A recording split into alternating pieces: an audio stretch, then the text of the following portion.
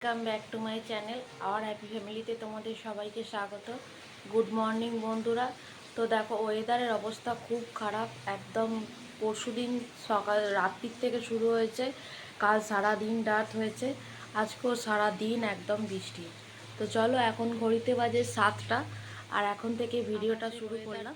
দেখি অবস্থা সেই সারা দিন পরশুদিন থেকে বৃষ্টি হচ্ছে, বিকাল থেকে সারা দিন, এখনও থামার নাম নেই, 2 দিন হয়ে গেল। আর ঘরের অবস্থাও খুব শোচনীয়, চারিদিকে কাপড় চোপড় ঝুলছে। তো চলো আগে ঘরদোরটা পরিষ্কার করি, তারপরে বাকি কাজ করব। দেখো এই ঘরে একটা দড়ি লাগাবো, দড়ি লাগিয়ে ওই ঘরের কাপড়গুলো এই ঘরে দিয়ে তারপরে অন্য কাজ করব। তো চলো করে নিই।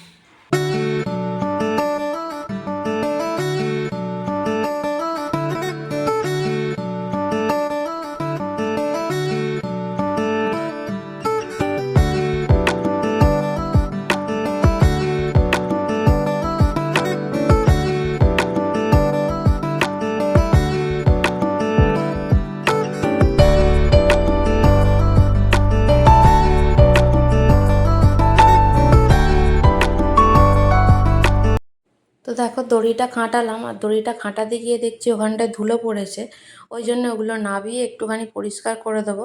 তারপরে যখন সময় হবে তখন গুছিয়ে রাখবো। এখন সকালের দিকে অতটা সময় হবে না, এমনি ঝেড়ে পরিষ্কার করে রাখি, পরে রান্না টান্না করে এসে যখন সময় হবে তখন গুছিয়ে রাখবো। তো চলো ভিডিওটা দেখতে থাকো।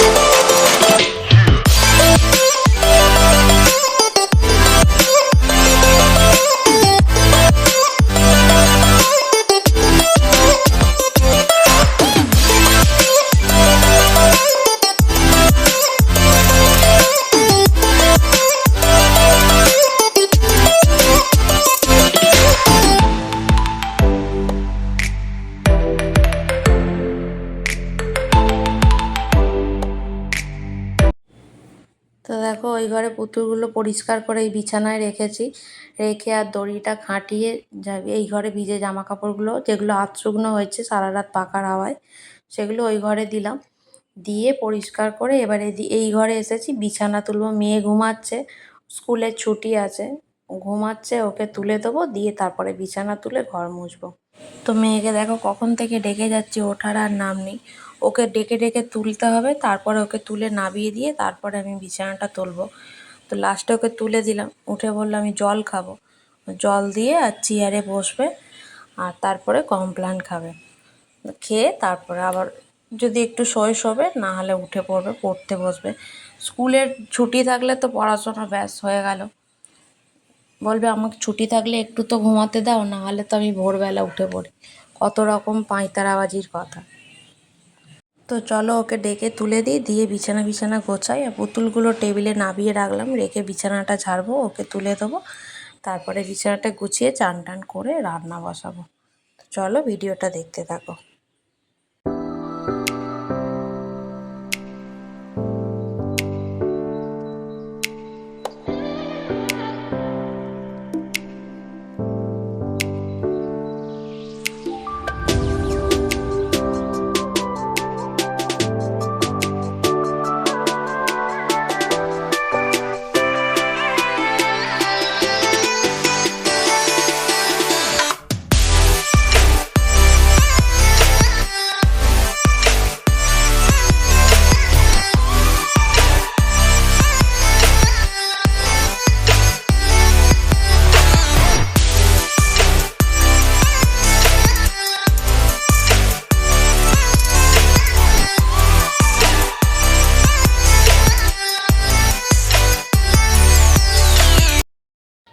দেখো তারপরে আর ভিডিও করা হয়নি।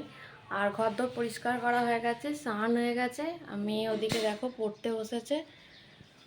আর চলো জামা কাপড় মেলাও হয়ে গেছে, এবার নিচে যাব, গিয়ে রান্না বসাবো। জামা কাপড় পুরো ভর্তি চারিদিকে, আর কাপড় ফাপড়ও ঘরে মেলা হয়ে গেছে। কি করব, জায়গা না থাকলে যা হয়। বারান্দাতেও দেয়া আছে। তো চলো এবারে গিয়ে রান্না করি। তো চলো নিচে গিয়ে পাঁপড় ভাজবো আর পেঁয়াজ ভাজবো, শুকনো লঙ্কা করব, আলু মাখা হবে। রবিবারে একটু মুড়িই খায় সবাই, চানাচুর আছে, শশা আছে, ওই দিয়েই খাবে। তো মা নিচে আনাজ কাটছে, আমি দেখে এসেছিলাম, এখন কি করছে জানি না, নিচে গিয়ে দেখি। তো দেখো আনাজই কাটছে, এবার আমি পাঁপড়টা ভাজবো, ভেজে তারপরে রান্না বসাবো। তো দেখো পাঁপড় ভাজা হয়ে গেছে, এরপরে রেডি করে নিয়ে সব বসাবো। আর তারপরে না আর ভিডিওটা করা হয়নি, রান্নার অর্ধেক থেকে ভিডিওটা করেছি, কারণ বোন ফোন করেছিল মায়ের শরীরটা খারাপ, বুকে লাগছে। তো তারপর থেকেই ওইটুখানি ভিডিও করা হয়েছে, আর করা হয়নি। আর এটা ছিল আমার কাছে, ওই জন্যই ভাবলাম এটাই এডিট করে তোমাদেরকে দিই, কেননা মায়ের শরীর খারাপের পর আমি ভিডিও আর করা হয়নি। এটাই করা ছিল বলে আমি এডিট করে তোমাদেরকে দিলাম। তো মায়ের হচ্ছে তারপরে খুব শরীর খারাপ করেছিল, আমি দুপুরে বেরিয়ে গেছিলাম কোনো রকমে খাওয়া দাওয়া করে। আর মা পিপলসে ভর্তি ছিল, এই ছুটি দিয়েছে, তো এখন একটু ভালো আছে। আবার দেখি কবে ভিডিও দিতে পারি। এই ভিডিওটা ছিল বলে আমি এডিট করে এটাই এখন দিলাম, অনেক দিন ভিডিওটা দেয়া হয়নি বলে। তো চলো, আর রান্নাগুলো এই সব হয়েই গিয়েছিল, কোনো রকমে খাওয়া দাওয়া করেছি, করে বেরিয়ে গেছি। তো ভিডিওটা ভালো লাগলে লাইক কমেন্ট শেয়ার করে দিও, আর সাবস্ক্রাইব করতে ভুলো না। পরের ভিডিওতে জানিয়ে দেব মা কেমন আছে। আপাতত এই পর্যন্তই থাক, দেখা হচ্ছে পরের ভিডিওতে।